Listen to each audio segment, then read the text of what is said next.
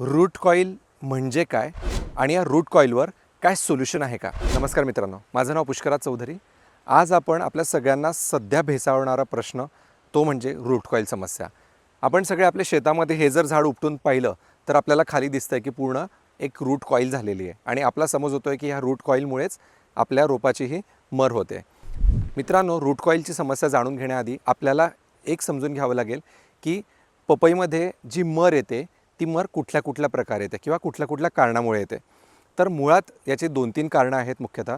पहिली समस्या म्हणजे जे तुम्हाला आम्हाला माहिती आहे की बुरशीची समस्या.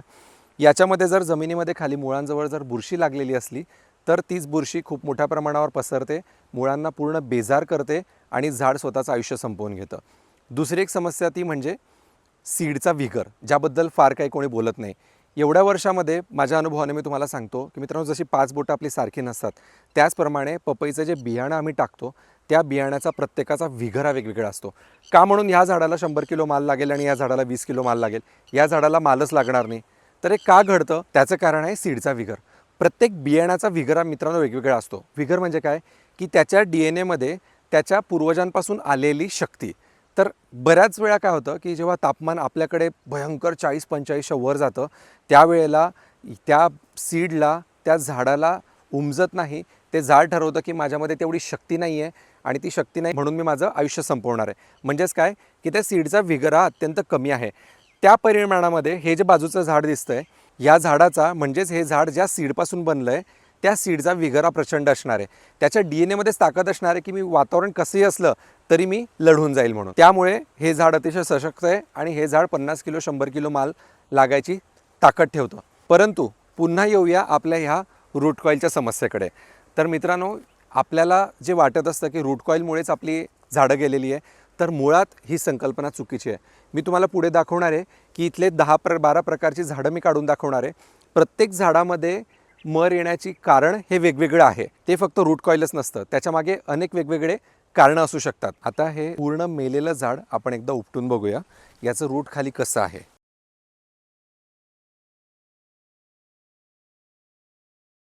हे जर झाड तुम्ही बघितलं तर हे रूट कॉईल नाही आहे, हे पण पूर्ण सुकलेलं आहे. पण याचं कारण वेगळं आहे. इथं बघा, ह्या ज्या पूर्ण रूट्स आहेत या पूर्ण यांना कूज लागलेली आहे. कूज लागलेली आणि याला एक बट असा वास येतो आहे. म्हणजेच काय की याच्यामध्ये एक फंगल ग्रोथ म्हणू शकतो. तर ह्या पूर्ण मुळा कुजल्यामुळे ह्या झाडाने हळूहळू स्वतःचं आयुष्य हे संपवून टाकलेलं आहे. परंतु याचं कारण रूट कॉईल हे मात्र नाही आहे. म्हणजेच काय की या झाडाला ह्या वातावरणाचा जो स्ट्रेस आहे तो सहन नाही झाला आणि म्हणून झाडाने ठरवलं की मला आता माझं स्वतःचं आयुष्य हे संपवायचं आहे. आता आपण दुसरं झाड बघूया. आता हे मोझाईक आलेलं झाड आहे.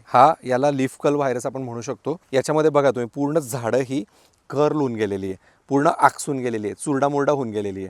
त्याच्यामुळे आता आपण याला काढूया. बरं, याचं रूट कॉईल आहे की नाही. आता आपण याला उपटून बघूया.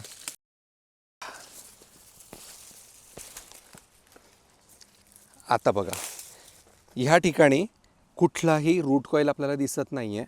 इथं रूट्स पण एकदम, जिथं आपण आदल्या फोटोमध्ये बघितलं तशी इथे सड कुठेही दिसत नाही आहे. इथं सगळीच मुळा ही सशक्त फॉर्ममध्येच आहे. म्हणजेच काय की याला खालून इन्फेक्शन काहीच झालेलं नाही आहे.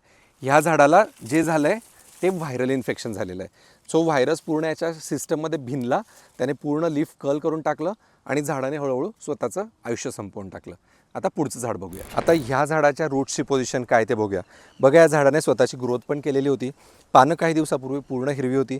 याने फूलही चक्क काढलेलं आहे आणि हे फूल अजून पण जिवंत आहे. म्हणजे काय, याला खालून सप्लाय चालू आहे. पण झाड हळूहळू स्वतःचं आयुष्य संपवतोय. आता बघूया याच्यामध्ये खाली काय कंडिशन आहे. बघा मित्रांनो, मुळा किती जारवं प्रचंड पसरलेलं असतं. आता ह्या झाडाचं रूट सिस्टम आपण बघूया. ह्या झाडाच्या रूट सिस्टममध्ये बघा, सुरुवातीला जे मेन रूट होतं हे थोडंसं वाकलं. परंतु झाडाने काय ठरवलं की मला आता पोषण भरण्यासाठी, आधार देण्यासाठी मला अजून एक मुळाची गरज आहे. म्हणून त्याने हे सेकंड रूट काढलं आणि हे सेकंड रूट पुढे त्याने कंटिन्यू केलं. म्हणजेच काय की जे रूट वाकलेलं होतं ते बंद झालं आणि जे दुसरं रूट त्याने काढलं त्या दुसऱ्या रूटमधून त्याने पुन्हा अन्न घेण्याची प्रक्रिया चालू केली. आता इथं रूट कॉईल नाही आहे. हे सेकंडरी जे रूट आहे नवीन काढलेलं, हे पण अतिशय सुंदर आहे. तरीसुद्धा एवढ्या मजबूत झाडाने स्वतःचं आयुष्य संपवलं मित्रांनो. तर हे का बरं असेल? याचं कारण आहे, मी जे तुम्हाला आधी सांगितलं की पाचही बोटं सारखे नसतात. प्रत्येक सीडचा विगर हा जन्मजातच वेगळा असतो. काही सीडमध्ये जन्मजातच त्याच्या DNA मध्ये शक्ती असते की मी कुठल्याही वातावरणाला लढून जाईल आणि स्वतःचं आयुष्य पूर्ण करेल. काही झाडं असतात जी वीक असतात, त्यांचा DNA वीक असतो. ते काय म्हणतात की मला ह्या दिवसाचं तापमान जास्त, रात्रीचं कमी, हे मला सहन होईना, प्रचंड तापमान आहे. म्हणून खाली त्याच्या रूट्स कितीही डेव्हलप झालेल्या असल्या तरी त्याचा DNA वीक असल्यामुळे झाडाने स्वतःचं आयुष्य संपवलं. कारण ह्या ठिकाणी आपल्याला कुठलेही सिम्पटम दिसत नाही आहे. इथं मुळा कुजलेल्या नाही आहे, मुळा भरगच्च मोठ्या होत्या, पूर्ण पसरलेल्या होत्या आणि खाली कुठलाही फंगल इन्फेक्शन दिसत नाही आहे. तरीसुद्धा झाडाने स्वतःचं आयुष्य संपवलं, कारण त्याच्यात मुळातच त्या सीडचा विगरा कमी होता. आता पुढचं झाड काढूया. आता ह्या झाडाची स्थिती बघूया, खाली काय आहे. पूर्ण वाळलेलं आहे, पण बघा आता इथं तर क्लिअर कट दिसतंय की इथं पिथियम लागलेला आहे. पिथियम म्हणजे काय? मूळ आणि खोड याच्या मधला जो भाग आहे हा पिचकून जातो. म्हणजे काय, इथं पिथियम नावाची बुरशी लागते. तर हे क्लिअर कट सिम्पटम आहे. हे थोडंसं वॉटर मॅनेजमेंटमुळे होतं. इथं पाणी जास्त झालं, कमी झालं, जास्त झालं, कमी झालं, अशा कारणामुळे जनरली हा पिथियम हा रोग येत असतो. तर एक क्लिअर कट बुरशीचा प्रादुर्भाव आहे. आपल्याला माहिती आहे या बुरशीच्या प्रादुर्भावावर रेडोमिल, रोको यासारखी औषधं सहज काम करून जातात. पण जेव्हा हा रोग सुरू होतो तेव्हाच याचं निदान व्हायला पाहिजे, हे मात्र महत्त्वाचं आहे. सो इथं रूट कॉईलचा काही विषय नाही. पूर्ण मुळा सडलेल्या आहे, पूर्ण कुजून गेलेले आहे. कारण ही जी पिथियम नावाची बुरशी असते पूर्ण झाडाला निकामी करून टाकते आणि झाड स्वतःचं आयुष्य संपवून घेतं. हे बघा इथं कसं हे पूर्ण खोड हे बारीक झालेलं आहे आणि मुळा 100% पूर्ण कुजलेले आहेत. आता हे झाड बघूया. हे झाड थोडंसं हेल्दी आहे, वरती शेंडायचं चालू आहे, पण खालून मात्र हे सुकायला सुरुवात झालेली आहे. याची खाली काय कंडिशन आहे ते बघूया. इथं तुम्ही बघू शकता, इथं पण थोडं मूळ हे वाकलेलं आहे. पूर्ण गोल तर नाही फिरलं आहे, पण थोडंफार इथं हे रूट इथून कर्ल होऊन इकडं शिफ्ट झालेलं आहे. सो हा पण झाडाच्या सीडचा विगरचाच विषय आहे, कारण रूट्सला कुठलंही इन्फेक्शन नाही आहे आणि रूट कॉईल म्हटलं तर पूर्णपणे हे गोल फिरलेलं नाही आहे. पण जर पर्टिक्युलरली आपल्याला रूट कॉईलवर बोलायचं असेल तर रूट कॉईल हा कशामुळे येऊ शकतो, तर याचे बरेच कारणं आम्ही शोधून काढले, प्रचंड अभ्यास याच्यावर केला. तेव्हा आम्हाला मूळ कारण जे समजलं ते मूळ कारण असं होतं की बऱ्याचदा जेव्हा तुम्ही शेताची मशागत करताय तर मशागत करताना आपल्याला घाई असते, पाऊस यायची भीती असते किंवा आपलं शेत तयार करायची घाई असते, वेळ निघून जाणार असतो. म्हणून आपण काय करतो की शेत तापू न देता पटपट आपण तयारीला लागतो आणि बऱ्याचदा कुठं खोल नागर लागत नाही.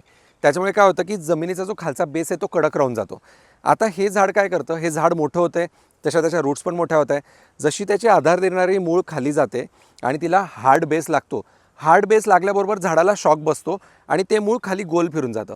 ते गोल फिरल्यावर त्याला असा वेटोळा येतो आणि जसं झाड मोठं होत जातं तसं ते जाड होत जातं.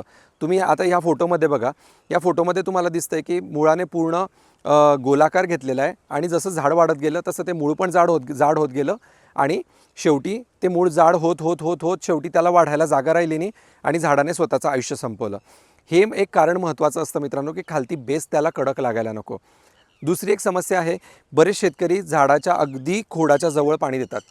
जवळ पाणी दिल्यामुळे काय होतं की झाडाला मुळं पसरवायला चान्स मिळत नाही, त्याला आहे तिथंच पाणी मिळत राहतं. पाणी तिथल्या तिथे मिळाल्यामुळे काय होतं की झाडाची जी क्षमता असते मुळा पसरवण्याची ती सीमित होऊन जाते आणि तिथल्या तिथे पाणी मिळत राहतं. त्याच्यामुळे झाड आळशी होऊन झाड मुळा न वाढवता स्वतःचं रूट तिथे कॉईल करून घेतं.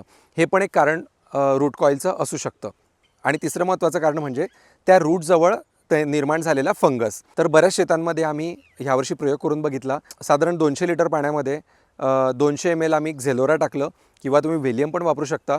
आणि रूट कॉईलची समस्या दिसण्याच्या अगोदरच जर हे ड्रिंचिंग, एक ग्लास ड्रिंचिंग जर तुमच्या झाडाच्या खोडापाशी होतं आहे तर रूट कॉईल झालेली झाडंसुद्धा न मरता त्यांनी स्वतःचं आयुष्य जगायचा निर्णय घेतला आणि ती झाडं आज काही प्रमाणामध्ये सशक्त आहेत. म्हणजेच काय की रूट कॉईल जरी झालेला असला तरी त्याच्या आजूबाजूला झालेल्या फंगसमुळे ते झाड मेलं आहे. आता इथं बरीच झाडं आहेत, याच्यापैकी काही हेल्दी झाडं जरी मी तुम्हाला काढून दाखवली तरी तुम्हाला त्याचंही रूट कॉईल झालेलं दिसेल.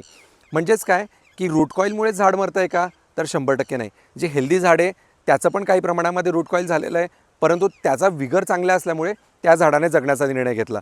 परंतु हे झाड याचा विगर कमी असल्यामुळे आणि याला खाली बेस कडक लागल्यामुळे आणि बुरशीची वाढ झाल्यामुळे या सर्व परिस्थिती एकत्र आल्यामुळे या झाडाने स्वतःचं आयुष्य संपवण्याचा निर्णय घेतलेला आहे. बऱ्याचदा काय होतं मित्रांनो, जेव्हा ही रूट कॉईलची झाडं लहान असतात त्यावेळेला तुम्ही झाडाजवळ फक्त अशा पद्धतीने जरी त्याला पायाने दाबून दिलं तर यामधली काही काही झाडं रिकवर होण्याचा चान्स असतो, पण हा फारच थोडा असतो.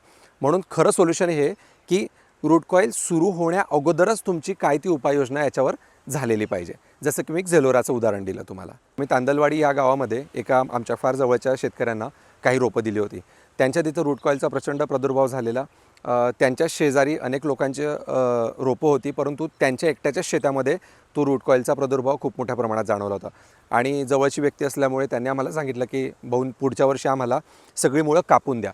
आम्ही त्यांना अतिशय टुमदार 4 ते 5 इंचाचं रोप दिलं आणि त्या रोपाचं पूर्ण रूट खालून कापून दिलं. त्याला प्रॉपर बुरशीनाशकामध्ये डीप करून त्याला व्यवस्थित ठेवलं. प्लॉट लावला गेला आणि जे रिझल्ट आले ते आम्हाला थक्क करणारे होते. मित्रांनो, एक एक रोपाचा आम्ही रूट कट केला होता. एक एक रोप योग्य वयातलं होतं, 35 ते 40 दिवसाचं होतं.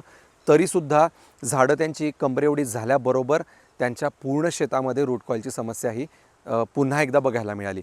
म्हणजेच काय की रूट कॉईल ही समस्या त्या छोट्याशा रोपापासून कधीही पुढे जात नाही.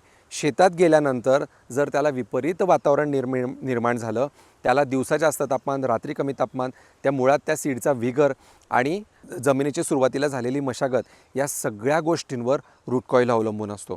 त्यामुळे आपल्याला सजग होऊन रूट कॉईलच्या समस्येवर मात करायची आहे. आणि मित्रांनो, माझं तुम्हाला आव्हान आहे की बघा, हे झाड जे आहे, हे झाड आपल्याला साधारण 200-300 रुपयापर्यंत पैसे कमवून देतं. त्याच्यामुळे आपण ह्या झाडाविषयी कृतज्ञता ठेवली पाहिजे. जशी अपेक्षा आपल्याला केळीच्या झाडाकडून असते की माझा पूर्ण बगीचामधलं एकूण एक झाड मला केळीचा घड देणार आहे, तशी अपेक्षा कधीच आपण पपईकडून करू शकत नाही.